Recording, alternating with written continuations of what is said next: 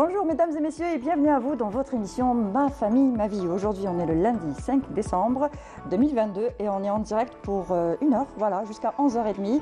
Et si vous voulez nous appeler, vous voulez partager avec nous vos expériences, nous poser des questions, vous pouvez nous appeler au numéro suivant, le 021, voilà. Il va s'afficher aussi en même temps, j'ai un petit trou de mémoire. Voilà, 021 23 98 91, 021 23 98 91. Et on commence la semaine très fort avec un sujet très important, la toxicomanie, un fléau dévastateur. Alors on parle aujourd'hui d'addiction pour ne pas stigmatiser les personnes qui consomment des drogues. Il faut savoir que la population algérienne, en Algérie, la population algérienne est formée à plus de 50% de jeunes. Un critère de choix et une cible pour les trafiquants de drogue. Ils sont de plus en plus jeunes à consommer des drogues et souvent des drogues dures. Quand l'addiction est avérée, quand le manque se fait ressentir, les choses se compliquent. Alors, quelle est la prise en charge? Quelle est la prise en charge justement de ces personnes-là qui sont sous l'emprise d'une addiction? Et est-ce que les personnels sont formés en addictologie? On va en parler aujourd'hui justement avec nos invités. Alors, j'ai le plaisir et l'honneur de recevoir Monsieur Othman Bourouba. Vous êtes président de l'association AIDS Algérie. Alors, l'association AIDS Algérie, c'est Association Information Drogue et Sida. Bonjour et merci d'avoir accepté notre invitation. Bonjour, c'est moi. Merci pour l'invitation. Donc, on doit discuter d'une problématique vraiment très forte qu'on doit revoir, qu'on doit discuter pour pouvoir trouver des solutions ensemble, Inch'Allah. Inch'Allah, on va essayer d'en parler aujourd'hui dans l'émission. Et avec nous aussi le professeur Abdelkarim Messaoudi, vous êtes chef de service à l'hôpital de Chalaga. Bonjour et merci d'avoir accepté notre invitation. Bonjour, merci pour l'invitation. Alors avec nous aussi Wahida Salim Chérif. Bonjour Wahida. Bonjour Mounia. Ça va, tu vas bien? Alhamdoulilah, tranquille. Alhamdoulilah. Alors dans ta rubrique Oui Cher, tu vas nous parler de comment savoir si notre enfant se drogue et les signes qui doivent nous alerter. Exactement, on va parler de certains comportements justement avec nos professionnels qui peuvent nous alerter sur la consommation. Voilà. Exactement. Et Samira Hadjamar avec sa rubrique Pêle-mêle. Bonjour Samira. Bonjour à tous. Ça va, tu vas bien? Alhamdoulilah, très bien. Alors toi, dans ta rubrique Pêle-mêle, tu vas nous parler des efforts déployés par l'État pour lutter contre la consommation et le trafic de drogue.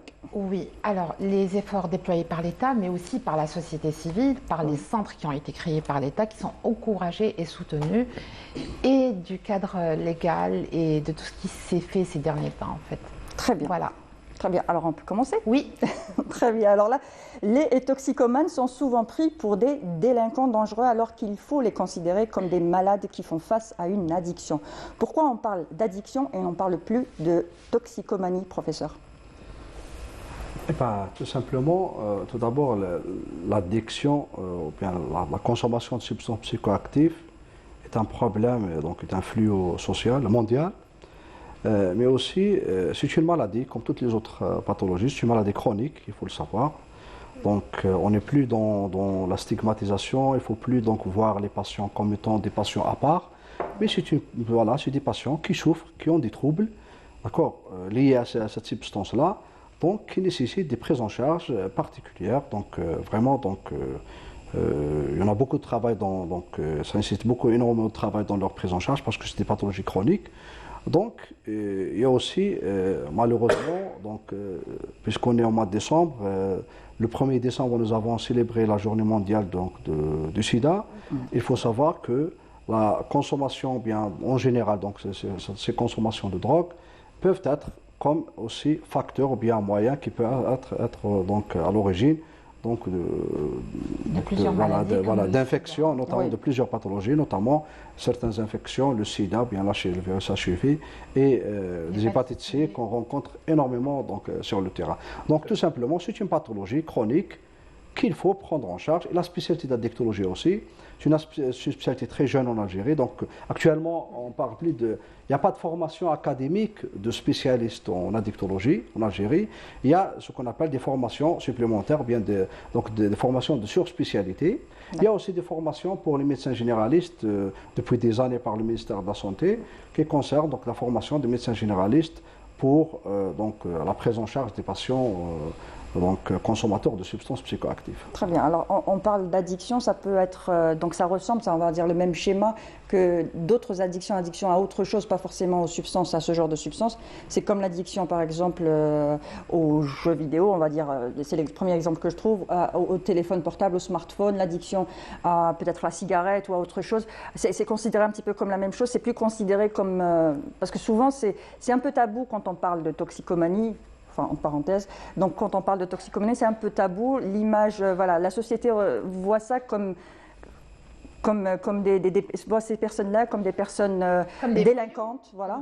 Comme des voyous. Comme des voyous. Voilà, n'est-ce pas? C'est pas toujours le cas. Vous savez, parce que réellement, il faut faire la différence entre les consommateurs, donc bien les patients, donc consommateurs, bien donc qui souffrent de cette pathologie chronique, et les dealers, ou bien tous les phénomènes donc de société, de trafic de drogue. Donc c'est deux choses complètement différentes. Il faut savoir que parmi les consommateurs, parmi par exemple les patients qu'on reçoit en consultation, qu'on prend en charge, il y a des patients qui sont donc de différentes rangs de la société. Il y a des gens probablement qui ont des pathologies aussi psychiatriques associées, ou bien certains troubles de personnalité, oui. Mais il y a aussi des personnes qui souffrent de cette addiction, qui n'ont rien à voir avec les phénomènes, ou bien le fléau criminel, ou bien donc ça, c'est des choses complètement différentes. C'est des personnes qui sont victimes de consommation, malheureusement, et ils ont été piégés donc, par certaines substances, et actuellement ils souffrent énormément, donc il faut reconnaître cette souffrance. Donc vraiment, c'est des patients qui ont le statut de patient qu'il faut prendre en charge. Voilà. Très bien, alors je vous propose de suivre. Oui, bien sûr. L'addiction, c'est quoi? C'est quoi l'addiction? C'est la perte de contrôle devant une substance. C'est cette définition qu'il faut avoir. C'est extrêmement juste de dire que c'est des patients, c'est des malades. Les consommateurs de drogue, c'est des malades, il ne faut plus les considérer comme des voyous, des délinquants. Non, ce n'est pas juste. Ils sont pris dans cette spirale, ils ne peuvent pas C'est des malades, des malades des fois chroniques, qui nécessitent une prise en charge très longue, particulière, spécifique, dans des centres spécialisés. Donc il faut revoir carrément notre vision aussi de ces populations et lutter contre la stigmatisation qui leur colle à la peau. Parce que quand on dit c'est toxicomane, directement dans notre subconscient, c'est la violence, c'est la délinquance, c'est les voyous, il faut faire attention. Non, ce n'est pas toujours le cas. C'est très rare même. C'est très rare même d'avoir un toxicomane violent. Nous, on travaille sur le terrain et je vous dis qu'on travaille avec des centaines et des centaines, voire des milliers de personnes, mais on n'a jamais été agressé par eux. Après, peut-être que vous me direz, la différence, c'est dans la drogue consommée. Quand il y a des mélanges, je ne parle pas du cannabis ou du hashish, mais tout ce qui est mélange peuvent provoquer... et ça, c'est un problème. Ça, c'est un problème médical. Ça, c'est un problème médical par rapport à la technique. réaction violente. Oui, les ça services peut de sécurité exister. arrêtent des gens qui c'est sont surtout dans un état... dans les périodes de manque. Oui, c'est ça qui est problématique, c'est dans les périodes de manque. Et c'est pour ça qu'on doit intervenir dès le début jusqu'à la fin de la prise en charge d'un patient. Il ne faut pas qu'il tombe en manque, tout simplement. Et certainement, il doit y avoir des troubles de comportement, déjà par définition.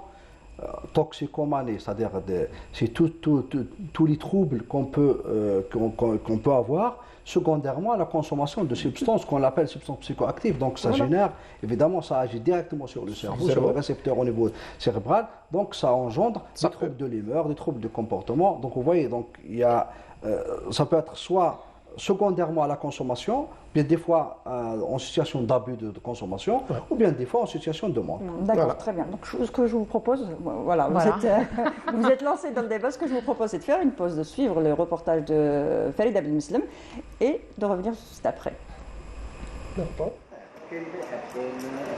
Depuis la dernière fois, ça va. Il y a une amélioration. Une prise répétée de substances toxiques crée un état de dépendance psychique et physique. Ce genre de comportement conduit en général à une perte de contrôle sur soi.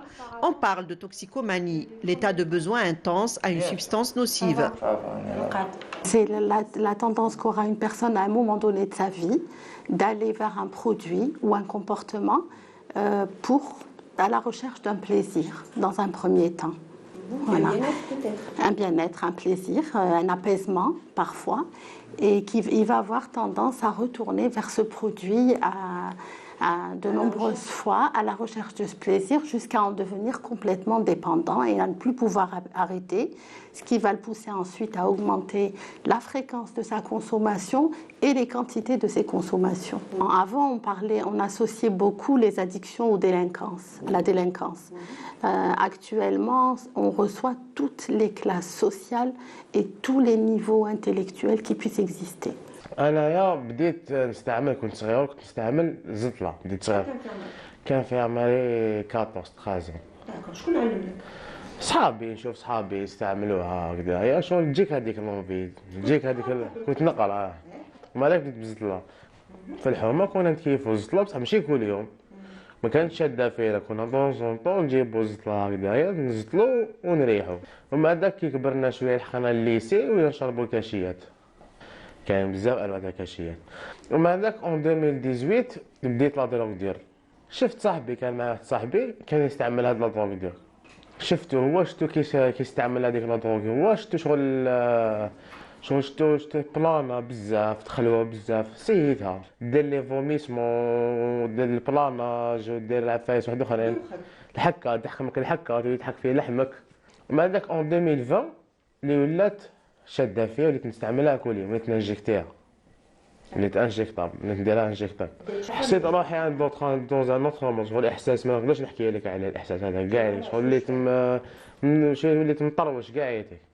شغل زيد تخلط مع الكاشيات الاخر وليت مطروش كاع ياتيك ما على باليش كاع وراني حلات لي باسكو الخلوه هذاك حلات لي وليت نحب نحوس عليه كل يوم وليت نستعمله كل يوم حتى شدت فيا حتى في راسك باش كنت تقرا في الليسي كانوا يقولوا كنت فت الليسي خلاص كنت كملت الليسي دخلت لافاك انا جبت الباك تاعي ماشي جبت الباك درت شغل حاجه فوق الباك شغل درت اون فورماسيون كلي ديت الباك بلس 3 دخلت شغل تخسرك هي ترجعك شغل تخسر 1 تخسر لك لا بيرسوناليتي تاعك ترجعك ماشي نقي تولي ما تبلونشيش لروحك ما تحبش تلبس ما تحففش العباد يتجبدوا عليك يشوفوك بلي انت انسان عيان يخافوا له كيما انت كانوا هكا المشاكل بزاف وهذيك دوك من واحد لواحد يعرفك ديجا انت تحاول تهرب من هذه الحاجه من المشاكل بزاف يباو شنو يقول لك انايا نعرف واحد ومنا ودوك تنسى وتتهنى وتولي فيفون محسوب وتفرح لو ديبي مي بدرت ديبي تاعي الكول ومن بعد مثلا حبست الكول بديت في الحشيشه هذه كنت تكيفها ايه بروبوزاو لي خليك من الكول ويمرضك روح لهذه باش تنسى مثلا وزدت حبيت حاجه وقت اخرى حبيت نزيد لها كاشيات علاه وليت دير لك شغل نحسها ما كان والو شغل قليله حبيت نقوي فيها بزاف داكور ومن بعد هذيك هي لافوت كبيره خطات نطيح في ندوخ ما نقدرش نمشي تكون دوز كبيره بك دوخي تقدرش تحكم في روحك كامل دوكا وليت شينت وسنية راحوا نتحطوا كاع نوصيهم باللي هذه حاجه ماشي مليحه تهبلك وتمرضك تشوفك معلوت دخلت تضحك وتفرح هكا ومن بعد تديك ديالك الهويه حياتك فسدت كيفاش فسدت بزاف L'application de ces substances est un trouble évolutif qui empire s'il n'est pas traité, d'où l'importance de savoir les premiers signes liés à la consommation afin d'apporter de l'aide le plus rapidement possible. Voilà justement les premiers signes. Et quels sont les premiers signes? On va en parler justement avec Wahida Selmchif. Comment reconnaître, comment savoir que son enfant se drogue, justement, quels sont les signes qui doivent nous alerter. C'est tout de suite dans la rubrique de Wahida Selmchif, juste après le jingle.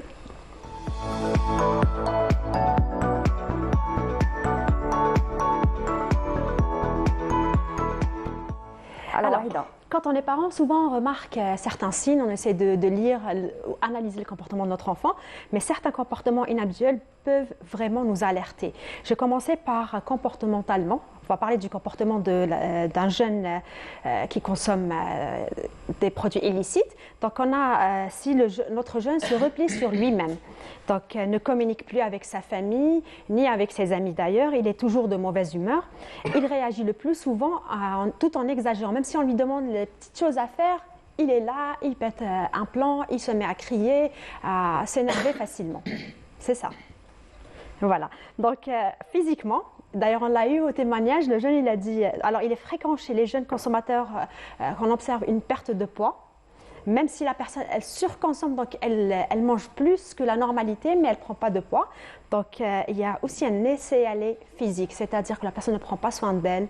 Il y a certains cas où ils laissent pousser leurs cheveux, leurs ongles. Donc, même côté hygiène. Côté hygiène, c'est un peu, voilà. Est-ce qu'on ne risque pas à ce moment-là de se dire, peut-être qu'il fait une dépression et qu'on ne pense pas forcément que c'est des signes de... Justement.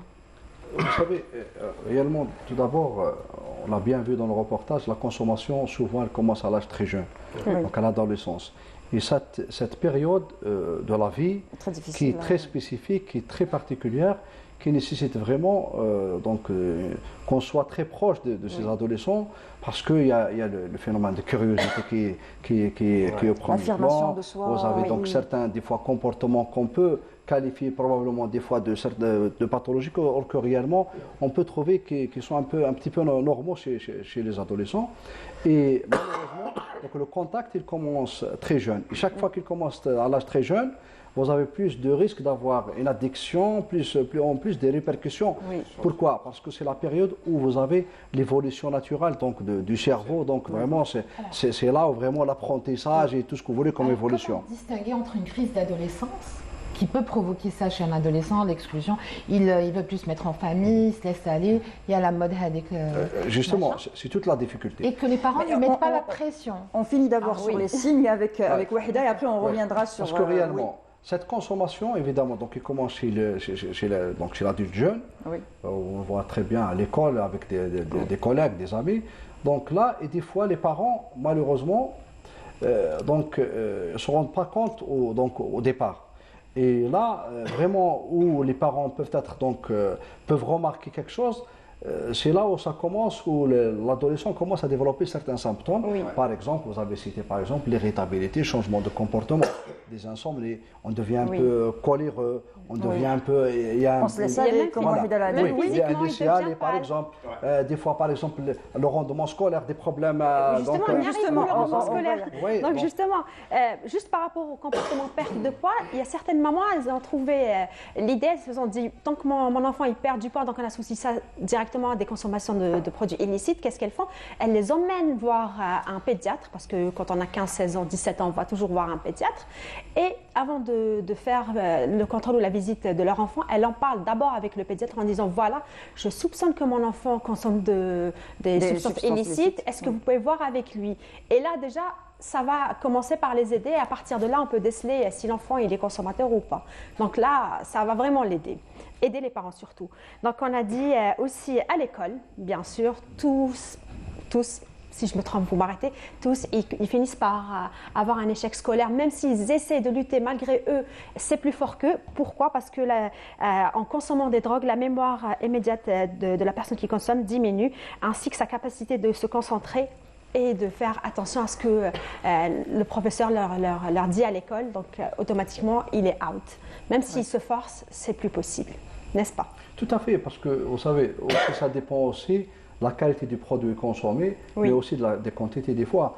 Parce que réellement, cette consommation, automatiquement, je l'ai bien dit au départ, ça agit directement sur le système nerveux central, donc sur le cerveau.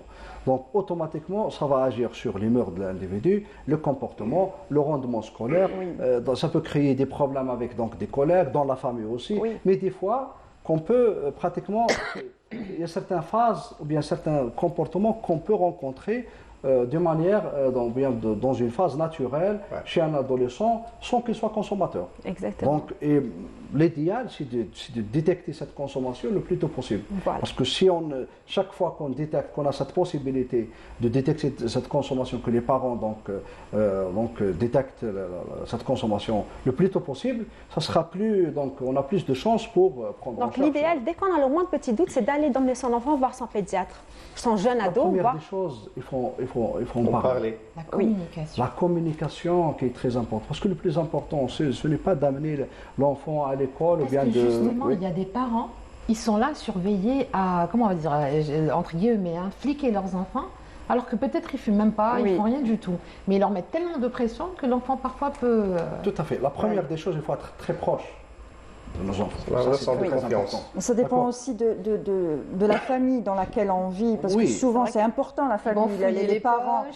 Il ne faut pas non plus être, paranoïaque, mais il faut plutôt dès le début, dès qu'ils sont jeunes, commencer plutôt à leur parler, et être toujours dans la communication.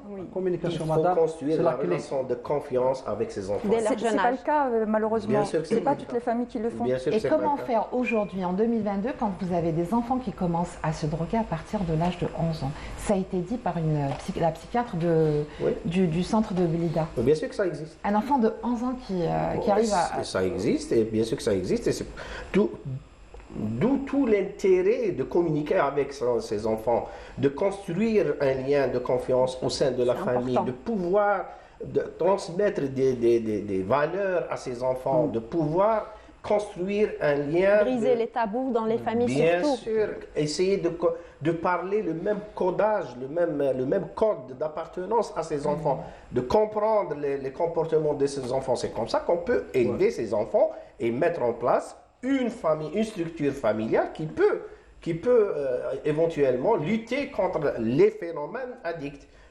Tout ça, c'est une expérience, c'est une expertise, et tout le monde a la responsabilité d'être au courant de ces problématiques et d'être en mesure de répondre à ces problématiques. C'est un phénomène sociétal général. Mondial. Justement, même socialement, pour rebondir, même socialement, l'adolescent, il change de comportement. D'abord, il commence par changer ses amis. C'est plus les amis d'enfance avec qui il a toujours été. Donc, du jour au lendemain, soit eux, ils se retirent parce qu'ils ne veulent pas être influencés par lui, parce que du jour au lendemain, il devient une mauvaise influence. Et puis, il y a un autre signe, c'est que l'adolescent consommateur, il se met à fréquenter d'autres personnes qui consomment comme lui. Mais il y a toujours un mais, et il a honte, il ne va jamais les présenter à ses parents. Donc, si votre enfant, un jour, il change d'amis et il veut absolument pas vous présenter ses copains, il faut se poser des questions. Voilà, tout simplement. D'autres signes aussi. Il y a le dernier signe que tout le monde a observé, c'est la disparition des objets personnels du consommateur et même chez lui.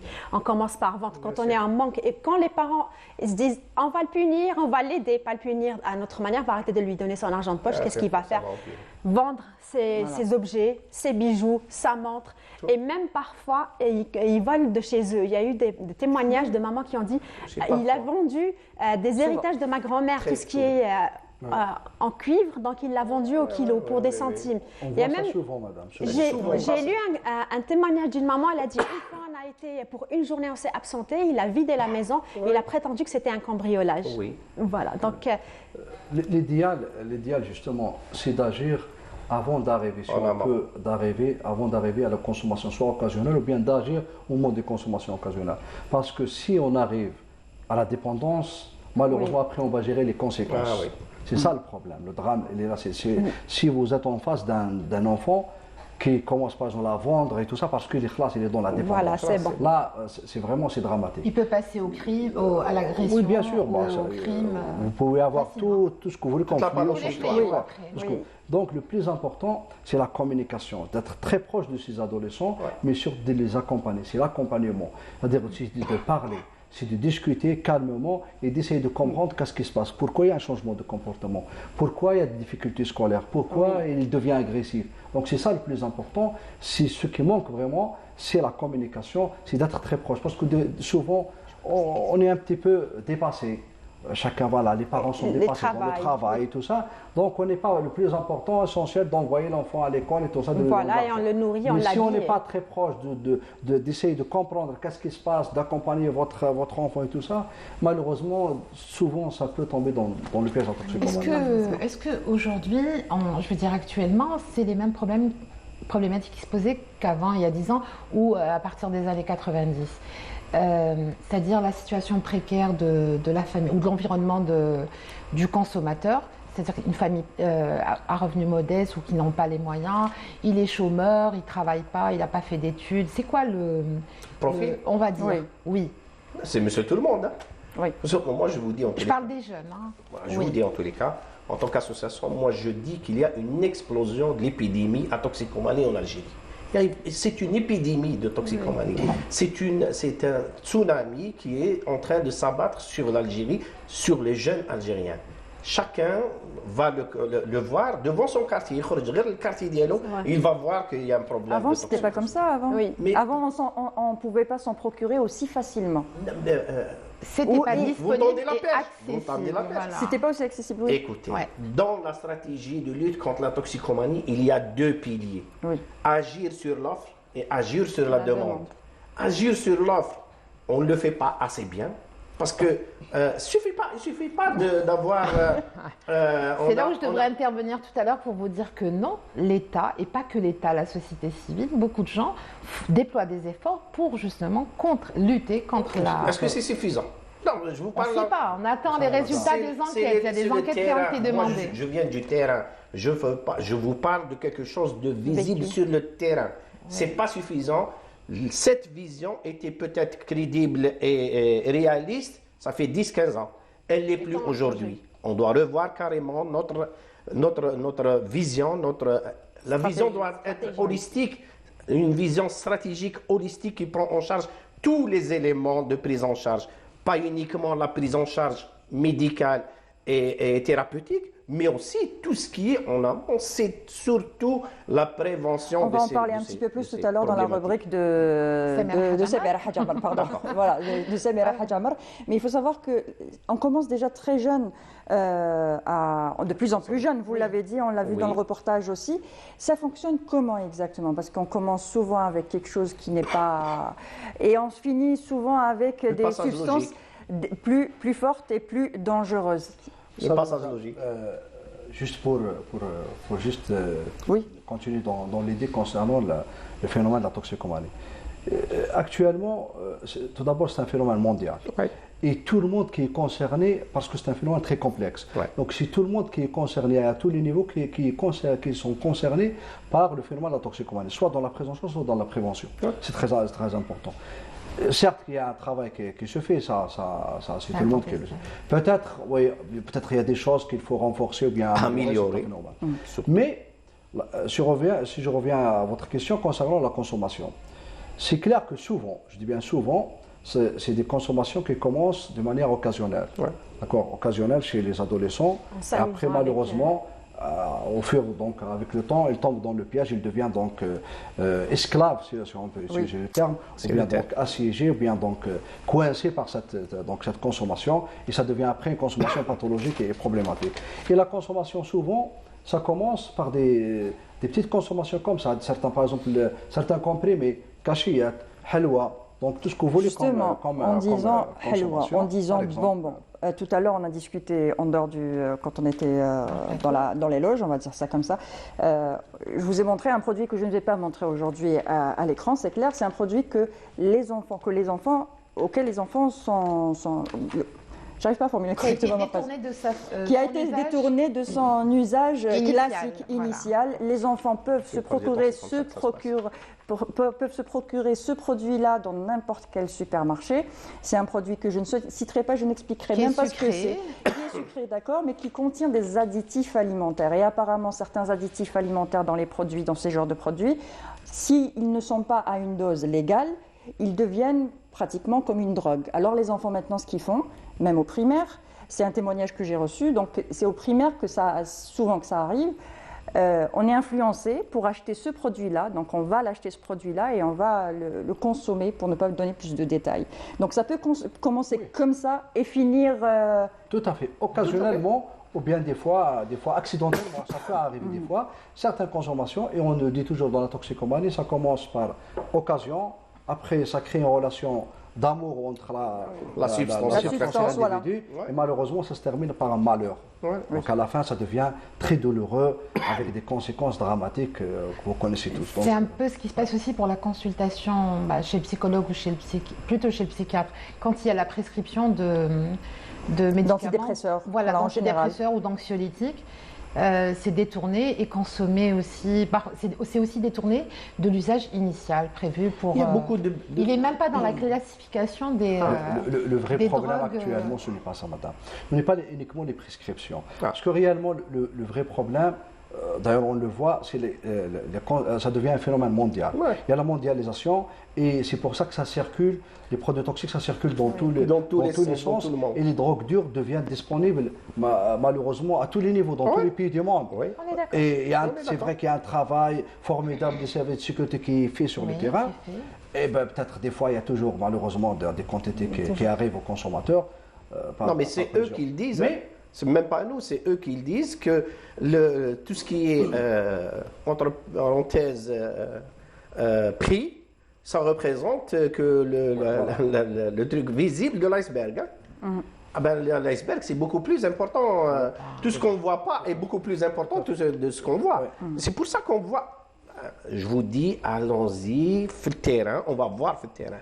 Il y a des drogues, il y a de l'héroïne, il y a de la cocaïne, il y a du Subutex détourné. Subutex qui est un traitement de substitution aux opioïdes qui est détourné et qui n'est même pas prescrit en Algérie. Il n'y a pas de prescription. Qu'est-ce que c'est, Tchouchna? Tchouchna, c'est l'héroïne. C'est pas un mélange de médicaments. Non, tout est mélangé. Le vrai problème actuel, c'est ça le problème aussi. Le vrai problème actuel, pour continuer concernant donc les prescriptions, c'est les consommations. Actuellement, on voit des consommations à des drogues dures. Mais c'est ce qui se vend dehors. Et souvent, on trouve des consommations à des complexes, donc des mélanges. Des mélanges qu'on ne connaît même pas c'est quoi. Après, vous pouvez avoir n'importe quelle complication et n'importe quel comportement. C'est ça le programme et des consommations des fois. On parle du comportement, les femmes et les hommes. Oui, bon. Allez, Wahida, ensuite Samira. Dans les comportements, ma question est partie, j'ai oublié. Mais dans les consommateurs, chez consommateurs, il y a plus de femmes ou d'hommes? Oui, et les comportements, c'est comment? Il y a une différence? Alors, je peux vous citer un exemple du terrain. Actuellement, dans les urgences, je dis bien psychiatriques, non pas d'addictologie, dans les urgences psychiatriques, si je prends notre exemple, nous avons la majorité, plus de 50%, voire jusqu'à 70% des patients qu'on reçoit au niveau des urgences, tout d'abord c'est des jeunes avec souvent une comorbidité toxique. Donc ils ont reçu au niveau des urgences pour des troubles psychiatriques, juste des troubles psychiatriques en général, ça peut être troubles de simples troubles jusqu'à des troubles de comportement, agressivité, tout ce que vous voulez comme trouble. Et souvent, malheureusement, on trouve une comorbidité toxique, c'est-à-dire ça peut être soit c'est des comportements dus à une consommation toxique, ou bien carrément il y a deux pathologies différentes, psychiatriques et addictives. Pour vous dire que l'ampleur et les répercussions sur l'individu. Et souvent les comportements qu'on voit, dans les urgences, vous allez recevoir tout ce qui est troubles de comportement, agitation, insomnie, anxiété, activité, tout ce que vous voulez, délire, tout ce que vous voulez comme symptômes. Mais en consultation, chez les patients suivis en addictologie, on reçoit aussi des symptômes par exemple qui sont liés à l'état de manque ou bien donc symptômes de sevrage, tout ce que vous voulez, comment c'est troubles anxieux, tout ce que vous voulez. C'est plus les femmes ou les hommes? Bien les hommes, Comment? Tout le monde est touché. Femmes ou hommes? Madame, tout le monde est touché. Tout le monde est touché, enfants, femmes et hommes. Mais c'était par la nature de consommation en fait. Est-ce que les femmes consomment des drogues différentes des hommes? Les jeunes filles, on va dire, des jeunes garçons. Ou c'est les mêmes, ou c'est... Souvent, c'est les mêmes molécules qui circulent. Non, par rapport à l'intensité, par rapport à la dangerosité, par rapport à la... Vous savez, des fois, ça commence... La vulnérabilité, peut-être par rapport à certaines consommations. Peut-être c'est par rapport à certaines consommations occasionnelles au début. Mais à la fin, la finalité... C'est la même chose.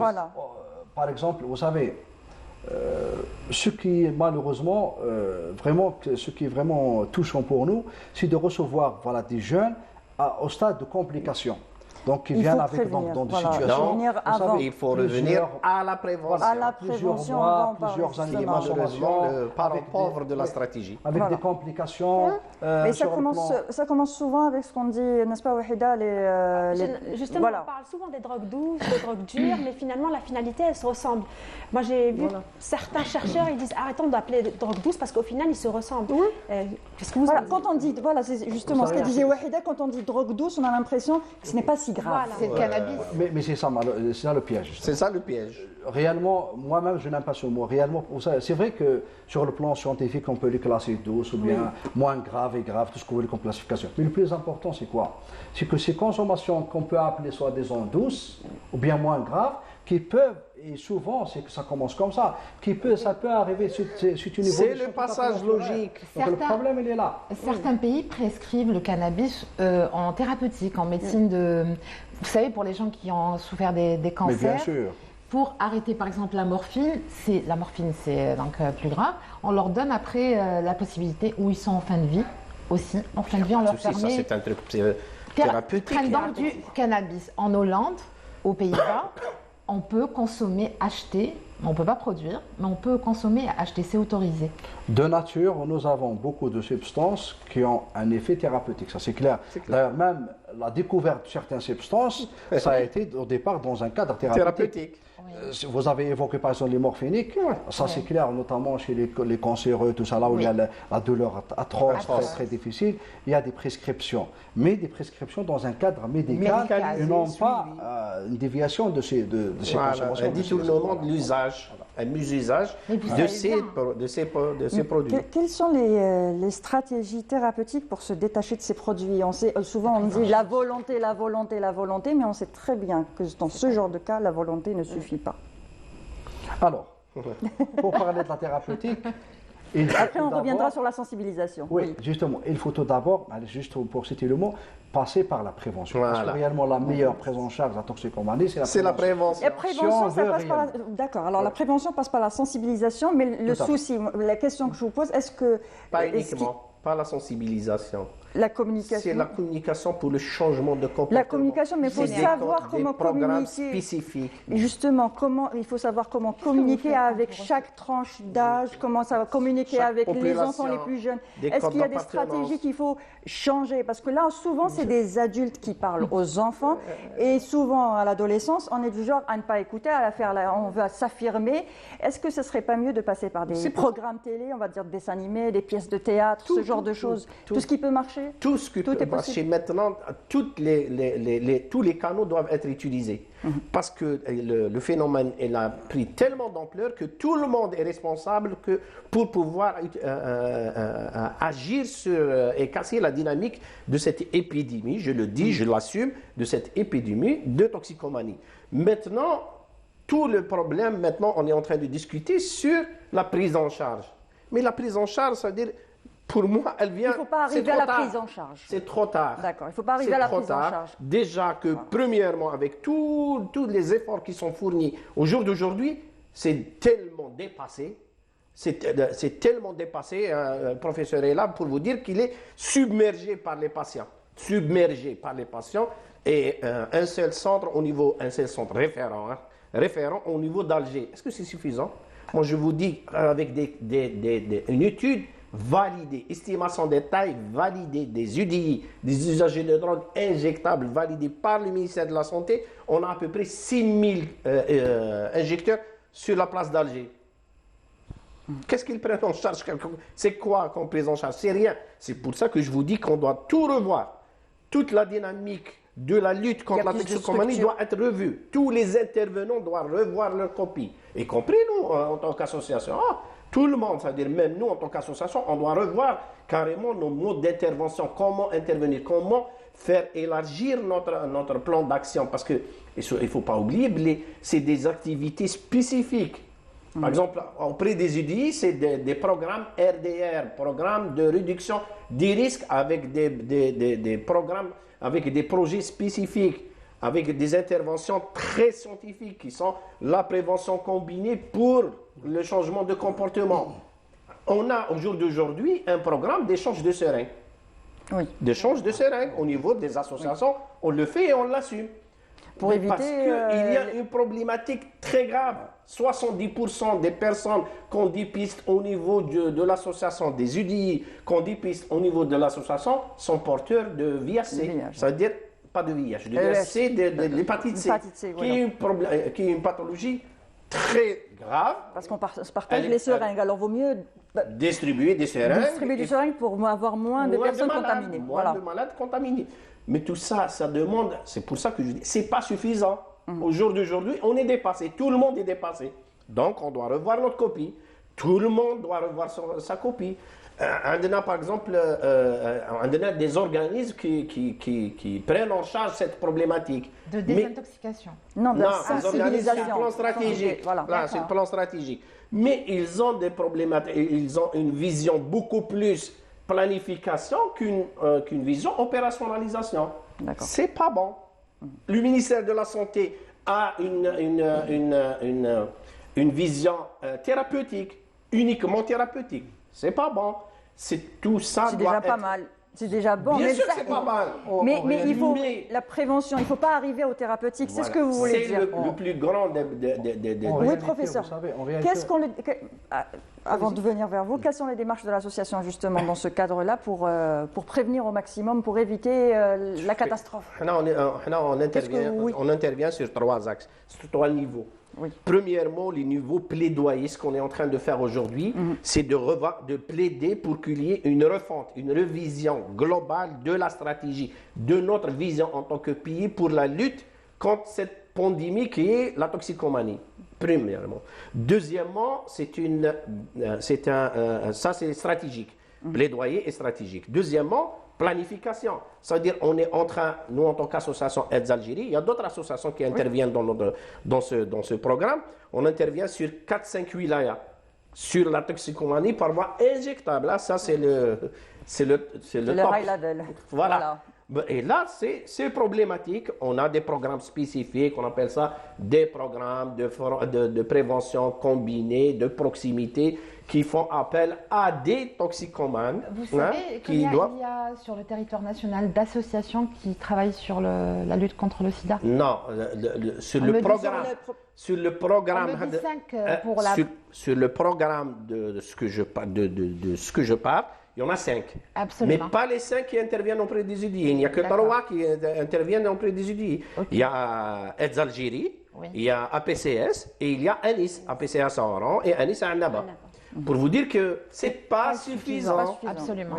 Oui. D'autant plus qu'on peut éviter d'être contaminé, on peut guérir du sida. Non, on ne peut pas guérir du sida, mais on peut guérir de l'hépatite C. D'accord. Alors comment le médecin justement peut aider justement les associations? Comment le côté médical peut aider les associations? Il faut travailler ensemble en collaboration. En réalité, chacun de nous et chaque organe essaie, il a ses activités spécifiques à part dans le domaine de la toxicomanie. Moi, je pense que notre faiblesse, c'est qu'il y a un manque de travail, de collaboration. Il faut qu'on travaille en réseau.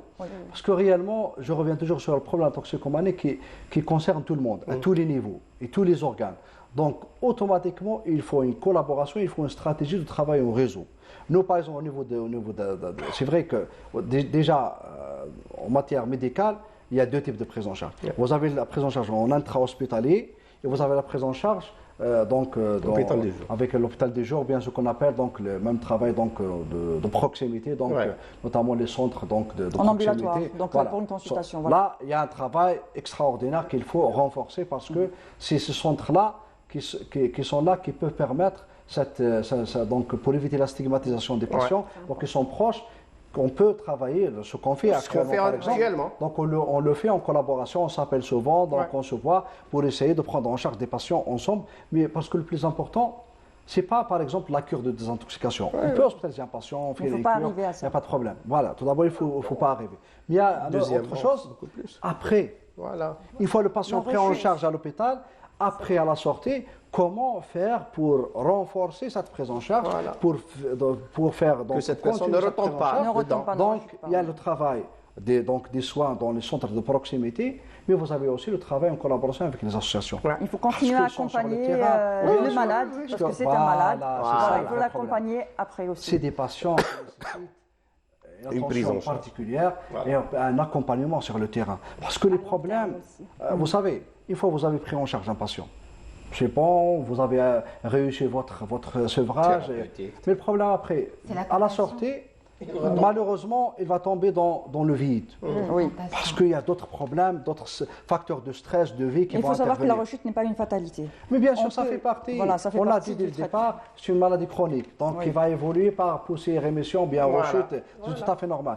Mais le plus important pour nous, d'abord, c'est de contrôler cette consommation, mais aussi, c'est de faire durer au maximum cette accalmie ou bien cette rémission, si on peut l'appeler.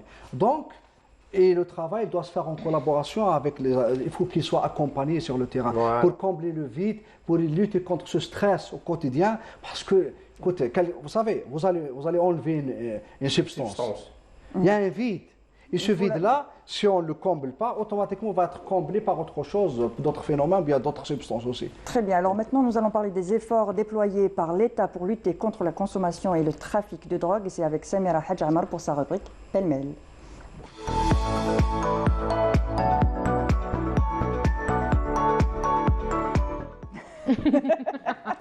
On n'arrête pas de parler parce que c'est tellement intéressant, on n'arrête pas à s'arrêter. Allez. Oui, alors moi j'ai commencé comme ça. Grâce à Dieu, l'Algérie n'est pas un pays producteur de drogue. Je sais, ce n'est pas le plus important pour vous, vous voulez la prévention. Nous ne cultivons pas de produits illicites, cependant nous luttons pour ne pas devenir une destination de consommation ou de transit vers d'autres pays du monde. Alors, on a un point faible et il est très grave. On est voisin avec un pays qui est considéré par l'Office des Nations Unies comme le premier producteur de cannabis et de psychotropes, Peut-être le premier, en tout cas il figure parmi, j'ai fait un petit classement, on l'a fait, je te l'ai montré. Le premier c'est l'Afghanistan, le deuxième c'est le Maroc. Il y a une proximité qui fait que ça nous pose à nous un grave problème, ça nous met en vulnérabilité, même si les services de sécurité, que ce soit les douanes, le ministère de la Défense au niveau des frontières, même avec les services, la DGSN a à peu près, je crois, 54 centres à travers le pays, avec des centres régionaux.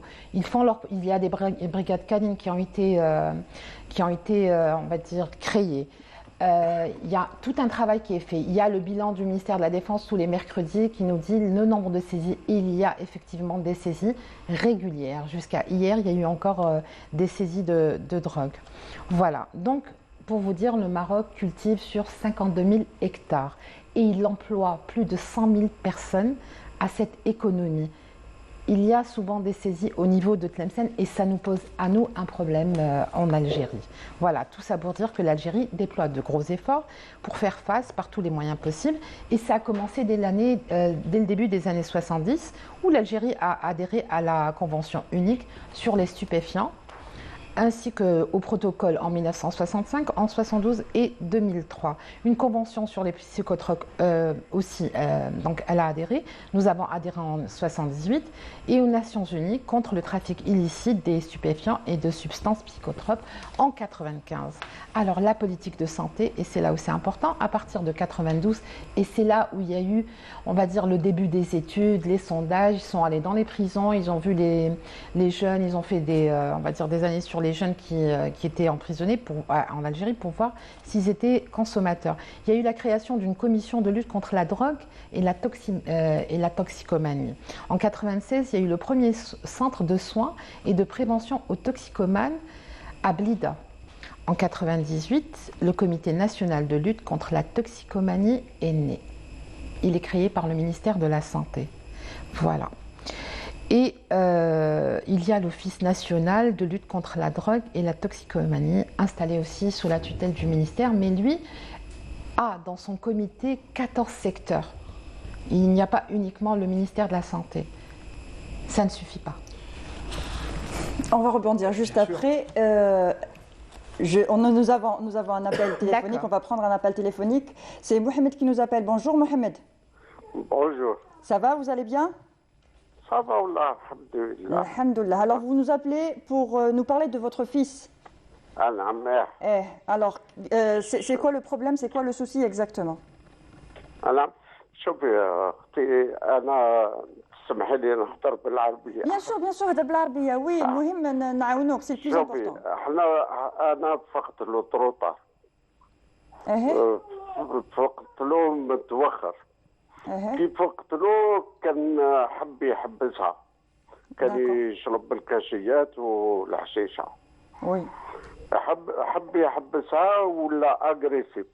تريز اغريسيف. داكوغ واش درتو؟ من بعد بالتكلغ كيما حاولنا فيها ندوه الطبيب ما حبش حتى واحد صاحبو تفاهمت معاه صاحبو انتيم كلخلوه هداه ربي اداه للطبيب بدا يشرب في الدواء طبيب سيتا طريبو بسيكياتر ما نهضرش اسمه بدا يتحسن كي شافو بدا يتحسن بدلو واحد الدواء كي بدلوه وصلوا دي زيفي سكوندار دابري لوي على رجليه عاد ما يقدرش يوقف عليها. داكوغ. حبس الدواء ما حبش يزيد يولي للطبيب ولا نقص لاغريسيفيتي هذيك مي عاود كي حبس الدواء الى روشيتي عاود ولا اغريسيف. داكوغ. ودرك رانا نحاولوا فيها باي يولي للطبيب وما حبش كاش ما تعطونا طريقه كيفاش دوك البروفيسور راح يعطينا دي سوليسيون يعطيك طريقه بالك باش يعاونك باش pour sauver votre fils inchallah ما يكون غير الخير. Merci beaucoup, merci pour votre témoignage. Oui, je pense que j'ai bien compris que son fils souffre d'une consommation de substances, mais aussi apparemment il y a un trouble psychiatrique donc associé. Et là, il a bien dit, donc il est suivi, il est pris en charge par un psychiatre, mais malheureusement, ça ce qu'on rencontre souvent, si le patient présente des effets secondaires, automatiquement il va arrêter le médicament. Donc là, ce que je peux le conseiller, il doit revoir son médecin traitant pour revoir, soit il va changer de molécule, ou bien carrément revoir les doses, probablement bon, pour essayer d'améliorer. Mais il y a aussi un autre travail qu'il faut faire avec le patient. Parce que regardez bien que le patient, une fois qu'il a présent des effets secondaires, donc il ne veut plus consommer le médicament. Donc là, c'est aussi, il y a tout un travail à faire avec le patient pour essayer un peu d'arrêter. Ici, il veut changer de médecin. Où est-ce qu'il pourrait se diriger pour passer le message? Si aujourd'hui, on arrive à convaincre justement son fils de changer de médecin, d'aller ailleurs, où le citoyen est libre de choisir non, mais quelle structure je ne sais pas où est-ce qu'il est exactement.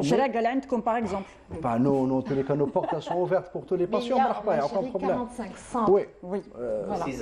Les CISA. Les CISA, il y en a les CISA. Il y a 45. Voilà.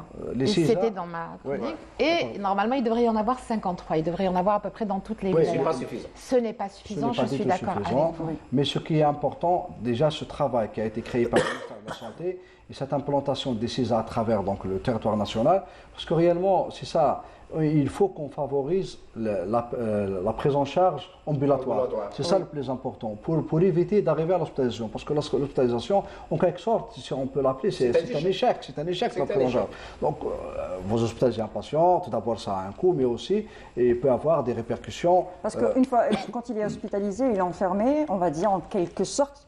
Il n'est pas exposé directement, mais une fois sorti en extérieur, il n'est plus... Vous savez, le problème, ce n'est pas l'enfermement. Voilà. Si on arrive à l'hospitalisation, c'est que la situation des patients, qu'il exige. Parce que réellement, si on hospitalise le patient, parce que probablement soit il est bien motivé, mais il n'arrive pas à arrêter, ou bien carrément des fois, il présente des complications, soit psychiatriques, soit somatiques, vous voyez. Donc, on essaye de faire de notre mieux pour éviter l'hospitalisation.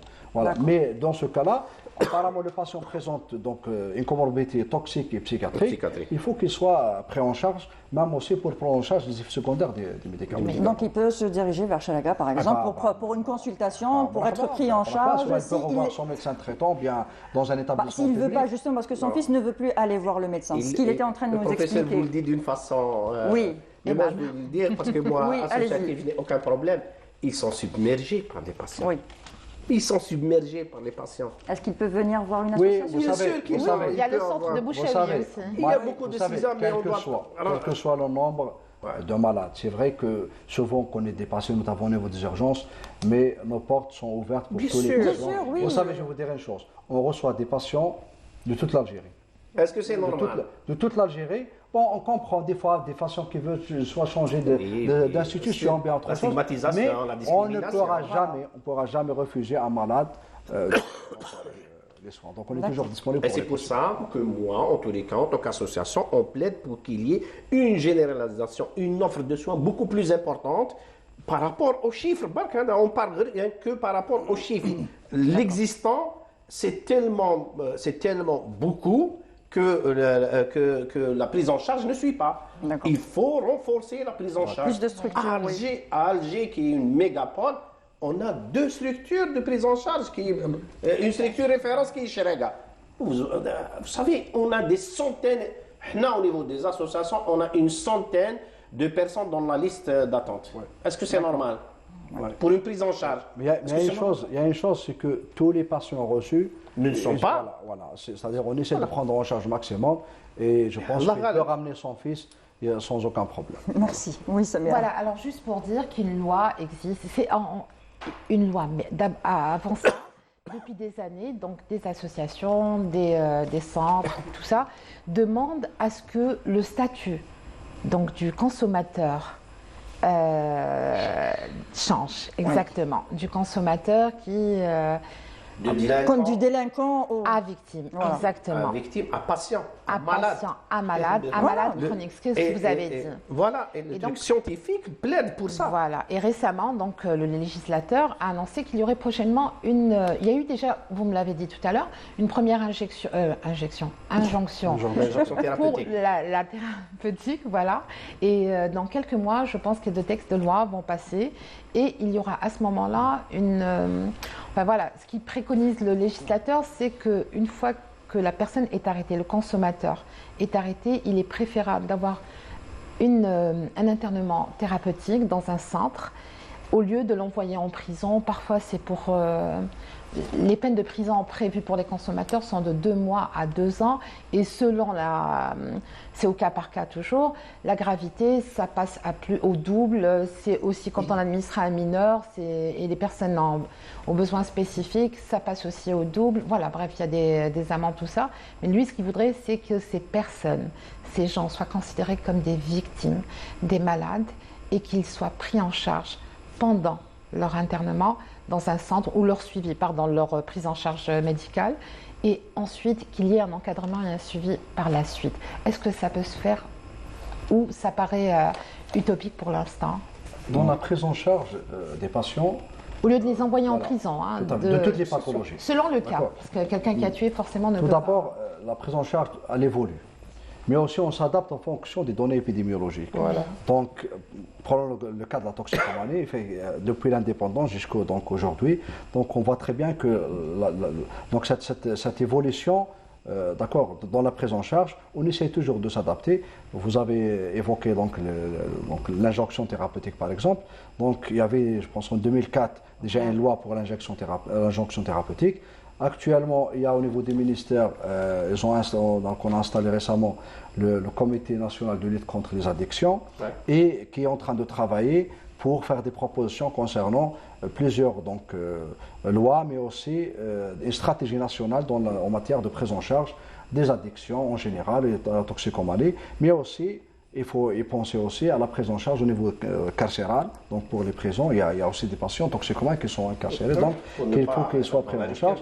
Et l'injonction thérapeutique est un moyen pour, en quelque sorte, qui va permettre à certaines catégories pour leur offrir des soins dans un cadre bien défini, qui pose un problème bien défini. Voilà, et il y a eu aussi une recommandation du législateur déjà de collecter les informations, les données auprès des écoles et des centres universitaires pour les consommateurs, et de pouvoir ensuite envisager une tout à fait, mais il y a une chose. Ce travail a été confié au CRASC, donc au centre de recherche. Il y a une chose qu'il faut faire très attention, que des fois, souvent, on fait pas la différence entre consommation occasionnelle et toxicomanie, bien addiction. Parce que réellement, souvent, on voit certains chiffres comme ça que les gens disent, voilà, réellement, il faut vraiment que ce soit des études bien planifiées, bien codifiées, bien menées sur le terrain pour essayer d'avoir un profil ou bien des prévalences concernant en matière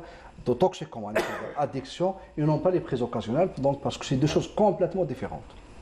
Si je peux intervenir sur deux axes qui sont la prise en charge et tout ce qui est loi et réglementation. Il a mis l'accent aussi sur la prévention et la sensibilisation. C'est pas suffisant. Oui. C'est tout ce que je suis en train de dire, qu'on est dépassé par le phénomène. Toutes ces lois étaient peut-être valables à ce feu et à 10 ans. Elles seront adaptées. Mais elles doivent être adaptées maintenant aux besoins spécifiques de la situation du jour d'aujourd'hui. Les jonctions thérapeutiques, moi en tant qu'association, je n'y adhère pas parce que par rapport aux droits humains, comment on peut obliger une personne à se traiter? Pour moi en tous les cas, pour moi, c'est un non-sens. Mais il n'y a pas de souci. Même sur ça, ça n'a pas été utilisé. Est-ce que tous les magistrats ont utilisé cet aspect pour justement ne pas emprisonner les jeunes? Les jeunes consommateurs, vraiment jeunes, ils n'ont pas à être en prison. Les consommateurs, c'est des malades, ils n'ont pas à être en prison. Ils doivent être dans une prise en charge. Inch'Allah. Inch'Allah. Merci. En tout cas, c'est une recommandation. Voilà. Merci à vous tous d'avoir participé. Monsieur Othman Bourouba, vous êtes président de l'association AIDS Algérie. Merci encore d'avoir participé. C'est moi. Professeur Abdelkarim Messaoudi, vous êtes chef de service à l'hôpital de Chalaga. Merci encore. Wahida Salim Sherif, merci pour tes informations. Et Samira Hadjamar, merci aussi pour tes informations. Merci à vous tous. C'était très intéressant. Et on remercie l'équipe, en particulier Fetiha Fares. Bien sûr, heureusement, sans cette équipe, Farida. bien sûr, sans l'équipe qui est derrière, les techniciens, tous ceux qu'on ne voit pas. On n'a jamais l'occasion de leur dire. Exactement. L'émission ne serait pas ce qu'elle est aujourd'hui, c'est clair, c'est net et précis. Et je vous donne rendez-vous demain à 10h30, pareil, pour un sujet un peu plus léger.